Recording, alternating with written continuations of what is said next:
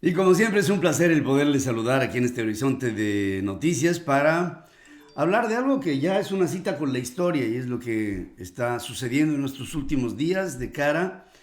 al final de un periodo que tendrá que ser analizado por la historia. Y me refiero a los 4 años del gobierno del presidente Donald Trump. Sí, es cierto, en este tiempo se ratificó la hegemonía de los Estados Unidos, o por lo menos así fue en el discurso cuando hablaba de vamos a hacer una América grande otra vez, let's make America great again. Pero tal vez el precio de este postulado haya sido demasiado grande para los Estados Unidos, porque el Let's Make America Great Again se convirtió en un deseo que dividió a la población. La dividió entre el América al que hacía alusión el presidente Trump y un América que dejó de lado. Y el que dejó de lado es un América de los Black Lives Matter, es un América de los bad hombres, es un América de todo este América que no es sajón y que trajo como resultado una lucha de clases, una lucha también de razas, una lucha de identidad. Y el presidente Trump, francamente, al final de todo este, digamos, si hubiera que dar un saldo de lo que pretendió o de lo que pretende, tal vez porque esto pudiera seguir en la época de Biden con una forma de persecución, el republicanismo, pienso, el republicanismo, ya no Trump, sino el Partido Republicano, tendrá seguro que hacer una reflexión sobre dónde está, a dónde va y si es que quiere ese partido político identificarse con otra vez las raíces mismas de la fundación de los Estados Unidos, bajo un principio de all men are created equal. Todos los hombres hemos sido creados iguales. En esa perspectiva y también disyuntiva, los norteamericanos ahora tendrán que cerrar un capítulo para volver a abrir otro en el que Estados Unidos trate de prolongar su hegemonía como la principal economía del mundo, como la sociedad que más propone dentro del mundo en el ámbito científico, en el del pensamiento, y con ello tendría entonces que encontrar una calidad moral para proyectarse ante la comunidad de las naciones. Sí, es cierto, ahora ya digamos, estamos viviendo en un mundo multipolar, porque no solamente es lo que se diga y decida desde Washington, Pekín tiene que hablar, Moscú tiene que hablar, el Reino Unido tiene que hablar, Europa tiene que hablar, América Latina también tendrá que decir lo propio. En fin, el mundo está empezando a intercomunicarse otra vez y en esta fase, después de la pandemia, se tendrá que hacer un análisis si la digitalidad y la inteligencia artificial y los nuevos servicios y las aplicaciones serán lo suficiente y necesario para que el mundo se hermane y para que no haya este intento de unos sobre otros. Sí, es cierto, a lo mejor me estoy pasando al ámbito mundial cuando esta reflexión la empecé con un carácter estrictamente de los Estados Unidos, pero es que el pensamiento es mucho mayor, porque ahora, por ejemplo, se está pensando en si los países ricos son los que tendrían que tener el derecho divino del dinero para poder tener, por ejemplo, la vacuna antes que los demás. Y en ello esta pandemia nos está dando profundas lecciones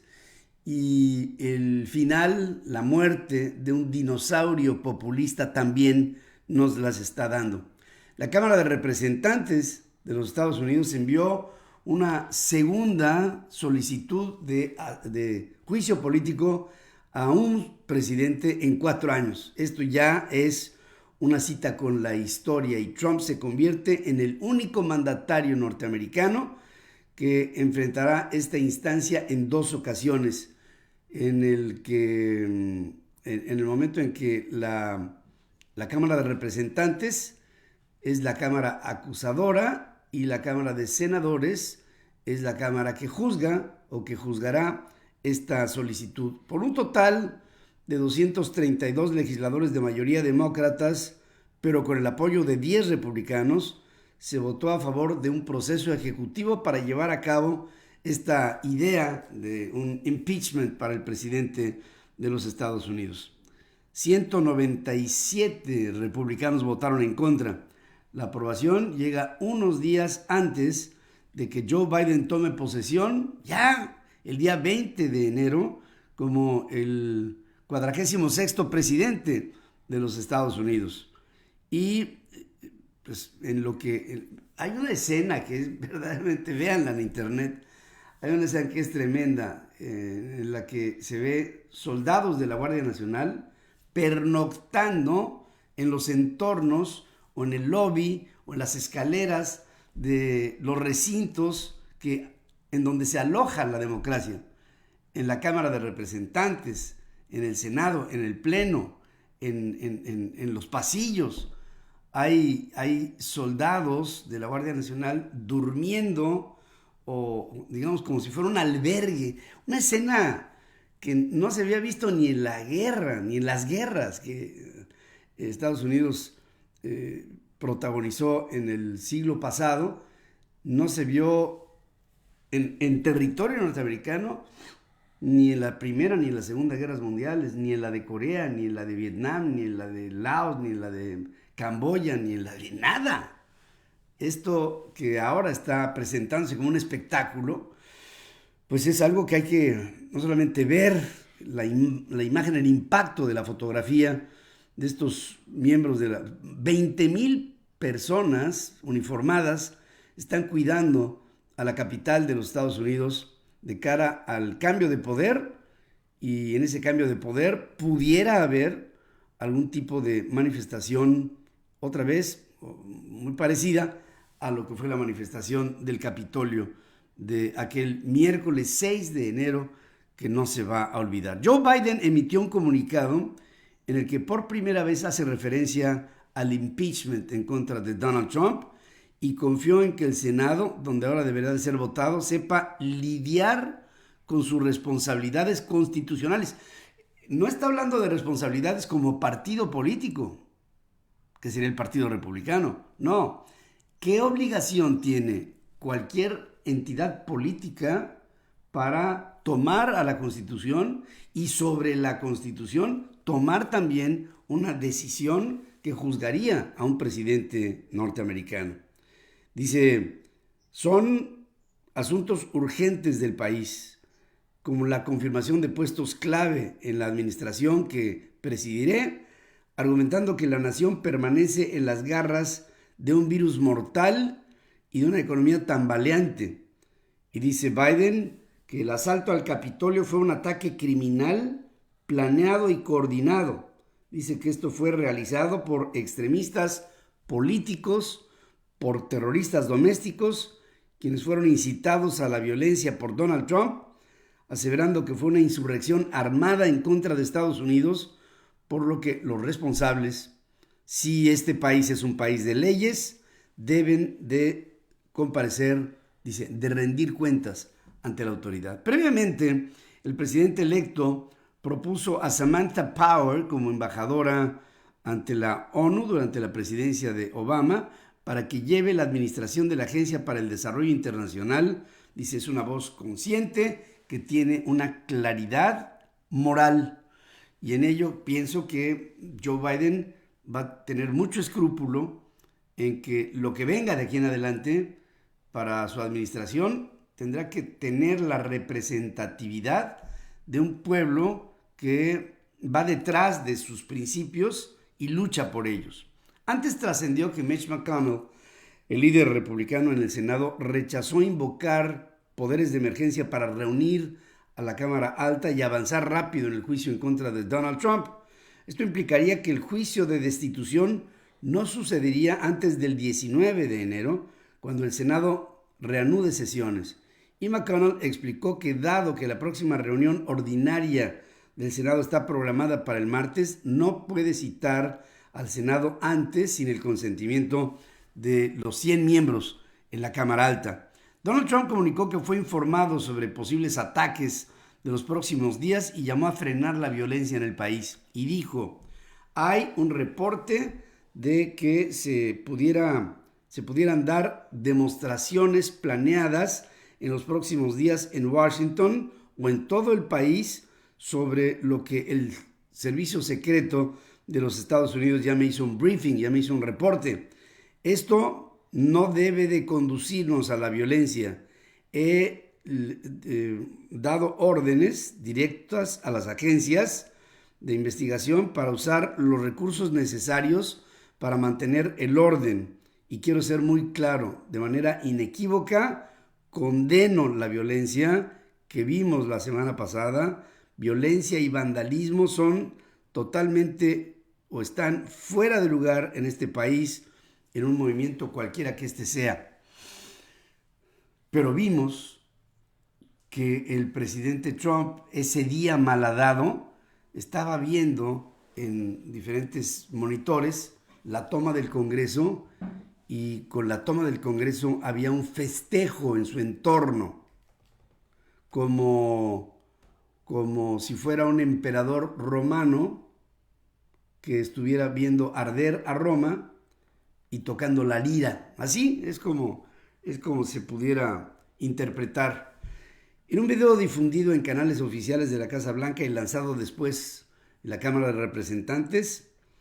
en donde se avala este segundo juicio en contra del presidente de los Estados Unidos por incitar la violencia, Trump también hace una referencia a la cancelación de su cuenta de Twitter y de Facebook y habla sobre ataques directos a la libertad de expresión. Dice, este es un tiempo de profunda tensión y dificultad, y lo que se necesita ahora no es el silencio. Y con este silencio, pues obviamente no habla del silencio de la sociedad, habla de su silencio. Antes Donald Trump había llamado a sus seguidores a evitar la violencia,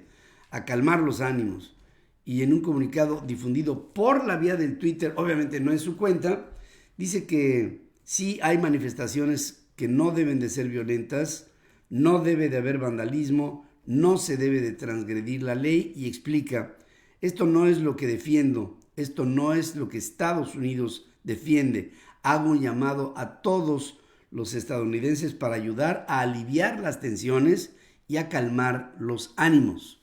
Ahora hay, pues no sé, a mí me da la impresión de que esto es más bien una forma del presidente de los Estados Unidos para quitarse parte del peso que la responsabilidad de un impeachment le pudiera caer encima por la ley, cuando sí,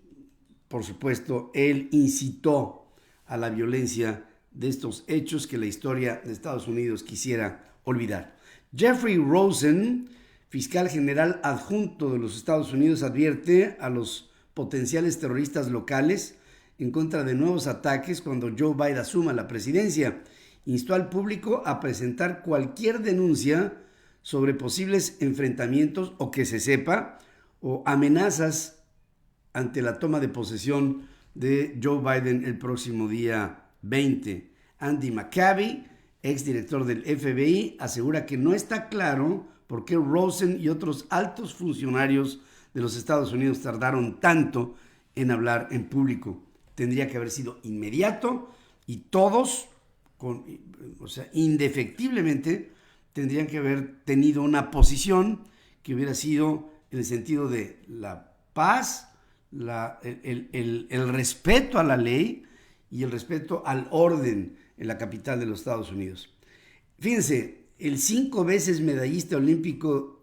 Klitsch Keller fue acusado de haber participado en los disturbios en el Capitolio después de aparecer en un video el día de la trifulca. El FBI lo denunció citando capturas de pantalla del video y solicitó la emisión de una orden acusando a Keller de haber ingresado a un edificio restringido para impedir una función oficial del gobierno, conducta desordenada y obstrucción de agentes de la ley. No, hasta este momento no sabemos si fue detenido. Este hombre Keller estuvo en los Juegos Olímpicos con Mike Phelps. Es un tipo que luego se dio cuenta que era él, porque es un hombre que mide 6 pies, 6 pulgadas, o sea, es un animalón. Y lo vieron, hay una fotografía en donde está de barba, tiene mucho más peso, y este hombre Keller se identifica con el Keller conocido en los Juegos Olímpicos, héroe de los Juegos Olímpicos, medallista de oro de los Juegos Olímpicos, un hombre que ha compartido la gloria del himno de los Estados Unidos junto con el triunfo, y ahora invadiendo en esta trifulca al Congreso y acusado. La ciudad de Nueva York también anunció a través de Bill de Blasio que cancela los contratos que tiene con la organización Trump. ¿Cuáles son? Bueno, hay un carrusel que es llevado por la empresa de entretenimiento de Trump en la ciudad de Nueva York. Hay 2 pistas de hielo que también son parte de las amenities, de las formas de entretenimiento que Trump Entertainment le está vendiendo a la ciudad de Nueva York. El equivalente